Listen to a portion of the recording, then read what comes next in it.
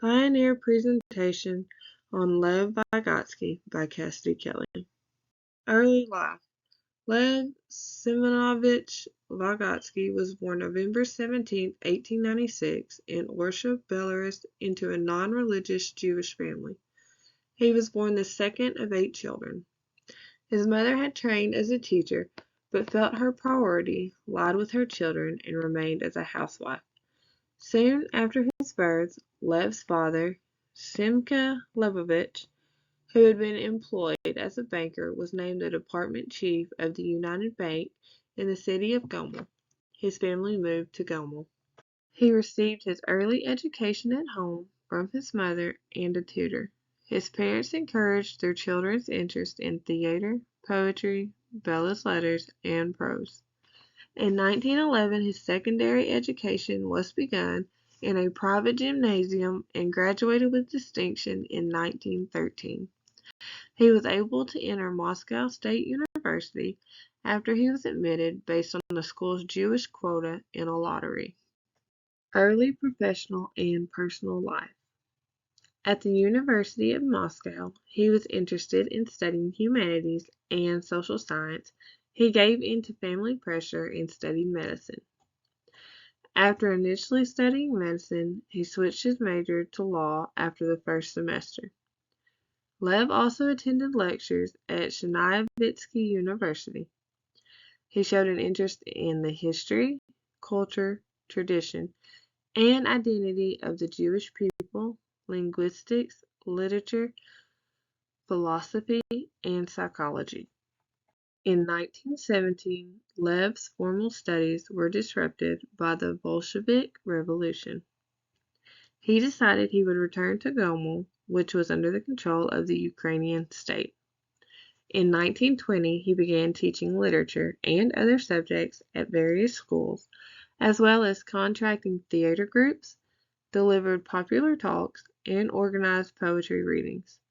It was around that time that Vygotsky became interested in the way the formal properties of a text evokes aesthetic experiences in the reader. He renewed his study of psychology and began to conduct empirical investigations. In 1924, Lev married Rosa Simkova, and the couple had 2 daughters. Shortly after his marriage, he accepted an invitation to work at Moscow State University as a psychologist under the Marxist Konstantin Kornilov. Vygotsky's doctoral dissertation, The Psychology of Art, based on a reworking of his master's thesis on Hamlet. He began working as a clinical psychologist with mentally disturbed and physically handicapped children. He taught at several institutes and universities, worked for publishing houses, edited scientific journals, supervised doctoral dissertations, and wrote hundreds of papers and books. Theory development. In 1924, Vygotsky presented on methods of reflexological and psychological investigation at the Second All-Russian Psychoneurological Congress in Leningrad. His presentation was so well received that he was offered a position at the Psychological Institute of Moscow. He instigated special education services in Russia and restructured the Psychological Institute. His interest in children with learning disabilities led him to form the Laboratory of Psychology for Abnormal Childhood in Moscow. His sociocultural theory explores the influence the world has on individual development.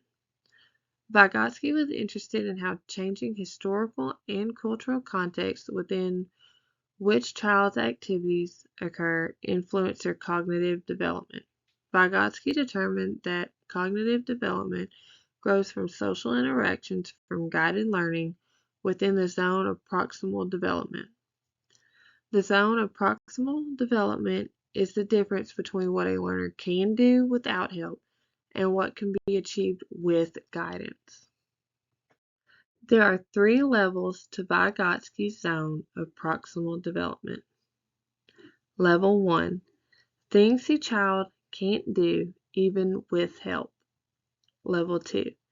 Things a child can do with some help. Level 3. Things a child can do without any help. The presence of someone who has more advanced skills in the task the child is attempting to learn is essential in helping the child in the zone of proximal development. The more highly skilled person is called the more knowledgeable other, or MKO, and could be a teacher, tutor, parent, or even a peer. The amount of support given to a child by a more knowledgeable other is a concept Vygotsky called scaffolding. During scaffolding, the support given by the MKO is gradually decreased as the child becomes more competent with the task. Here's who influenced Vygotsky.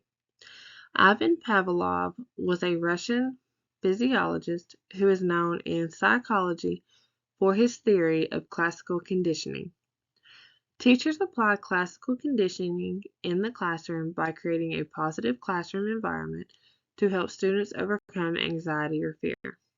Vygotsky valued the process of scientific investigation that typified Pavlov's work. Pavlov and Vygotsky both recognized environment as being an influence on learning. Jean Piaget was a Swiss physiologist known for his work on child development. His theory of cognitive development and epistemological view are together called genetic epistemology.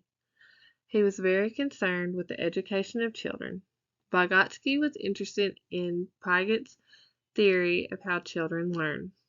The fundamental difference between Piaget and Vygotsky is that Piaget believed in the constructivist approach of children, or how the child interacts with the environment, whereas Vygotsky believed that learning is taught socially and culturally.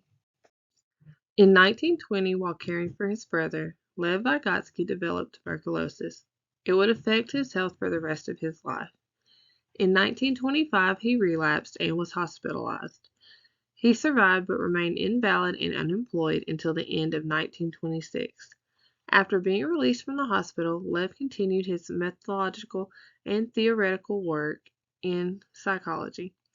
He worked on his manuscript for the next year. In it, he proposed the development of general psychology that would merge Marxist philosophical approach with psychological science. Between 1926 and 1930, Vygotsky brought together students and explored the development of higher cognitive functions of language comprehension, logical memory, selective attention, and decision-making. They investigated from 3 different angles: the cultural, historical approach, the developmental approach, and the instrumental approach.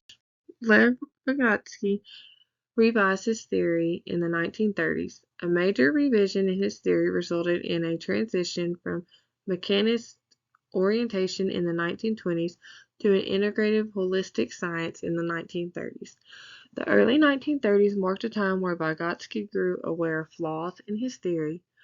Under the influence of holistic theories advocated by Gestalt psychology, he began to revise his theories, hoping to build a psychological theory of consciousness.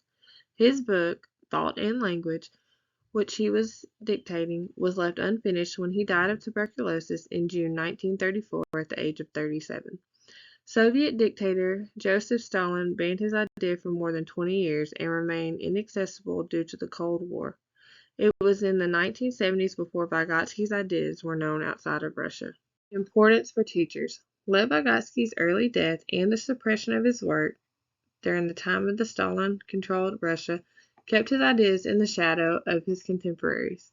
Once his papers began being translated and published following the end of the Stalin regime, Vygotsky's work has become influential in the United States.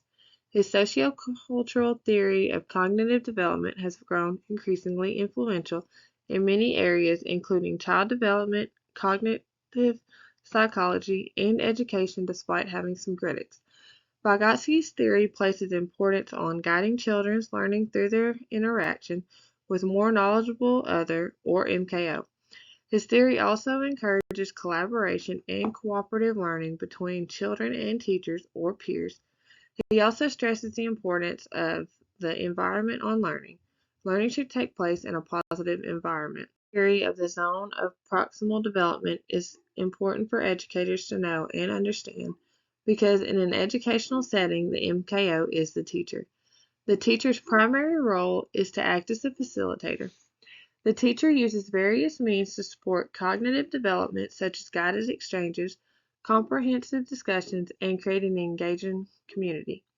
Teachers use the zone of proximal development to lead and improve instruction for the child and to facilitate the next stage of learning necessary to help the child reach a level of independence with the given task.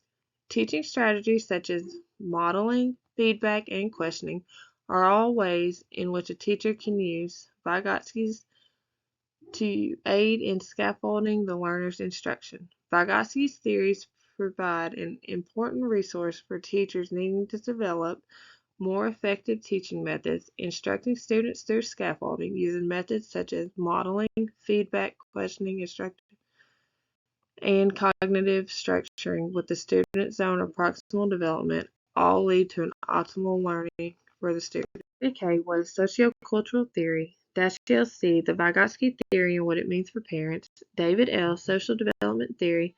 Herbal D., a review of a flipped classroom and cooperative learning method within the context of Vygotsky theory. Kurt S., Lev Vygotski's sociocultural theory of cognitive development. Vygotsky, who he was and what he has done. McLeod S., Vygotsky's sociocultural theory of cognitive development. McLeod S., Vygotsky's zone of proximal development and scaffolding theory. The psychological note taker and Vygotsky's philosophy of education.